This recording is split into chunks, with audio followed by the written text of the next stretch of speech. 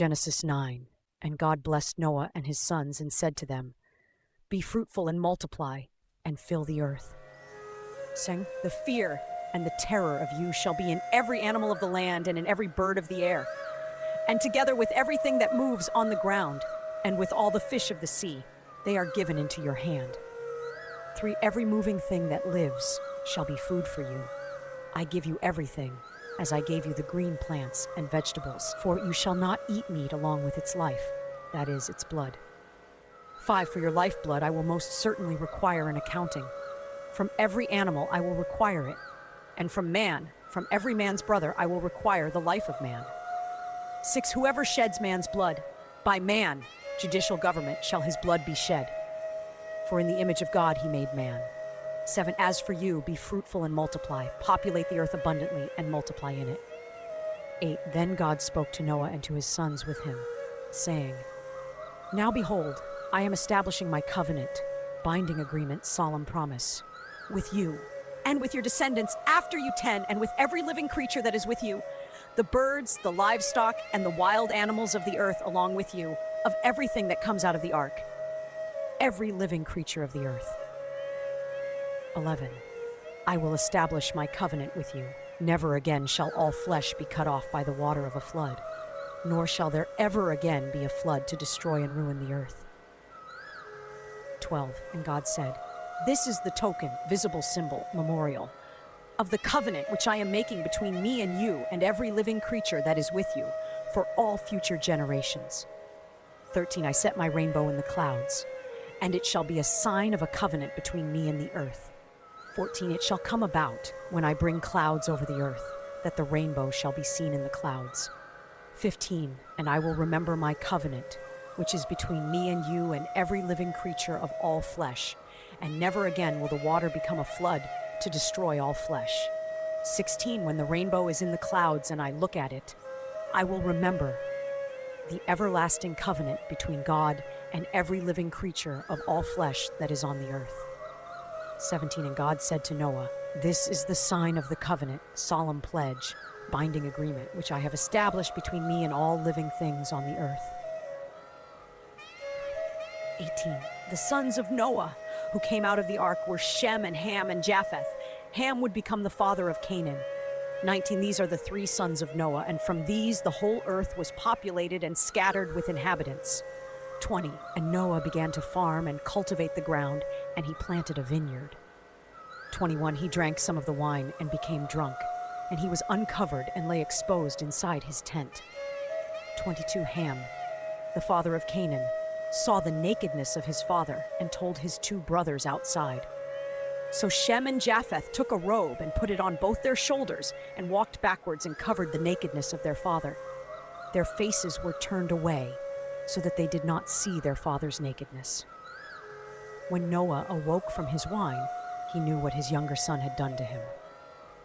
25, so he said, Cursed be Canaan, a servant of servants he shall be to his brothers. 26, he also said, Blessed be the Lord, the God of Shem, and let Canaan be his servant. 27, may God enlarge Japheth, and let him dwell in the tents of Shem, and let Canaan be his servant.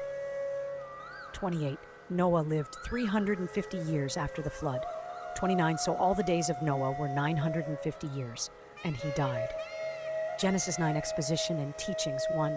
Exposition, summary, and breakdown of Genesis 9. Verses 1 to 7, God's blessing and new instructions. God blesses Noah and his sons, telling them to be fruitful and multiply, similar to Genesis 1:28. God gives them dominion over animals, but now animals will fear humans. For the first time, God allows humans to eat animals, but they must not eat meat with blood, symbolizing life. God establishes the value of human life. Whoever sheds human blood will be accountable to God. This establishes the sanctity of life and the principle of justice. Verses 8 to 17, the covenant and the rainbow. God establishes an everlasting covenant with Noah and his descendants, every living creature on the earth. Promise, never again will God destroy the earth with a flood. Sign of the covenant. The rainbow, whenever it appears, it is a reminder of God's mercy and faithfulness. The rainbow is not just for humans to see, but also as a sign to God himself. Visas 16, verses 18 to 29. Noah's family, sin and prophecy. Noah plants a vineyard, becomes drunk, and is uncovered inside his tent. Ham, Noah's son, disrespects Noah by exposing his father's nakedness. Shem and Japheth respectfully cover Noah without looking. When Noah awakens, he curses Canaan, the son of Ham, predicting he will serve Shem and Japheth. He blesses Shem and Japheth, indicating their future prominence and blessing. Noah lives 350 more years after the flood and dies at 950 years old. 2. Key teachings and lessons from Genesis 9. 1. New beginning with clear instructions. Be fruitful and multiply and fill the earth. 1. After the flood, God renews the creation mandate, giving humans responsibility to populate and care for the earth. 2. Sanctity of life is established.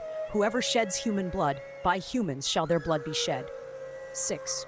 God establishes that human life is sacred because humans are made in God's image.